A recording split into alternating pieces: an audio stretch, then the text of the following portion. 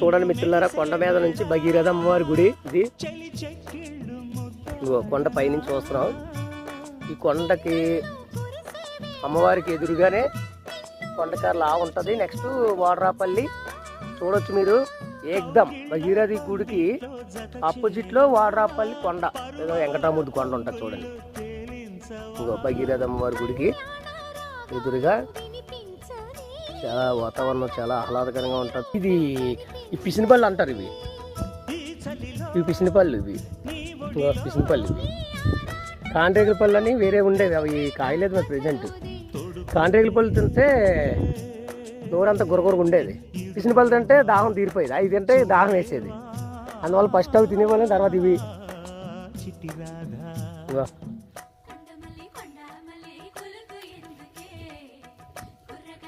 భగీరథ అమ్మవారి కొండ మీద నేను చూసేటప్పుడు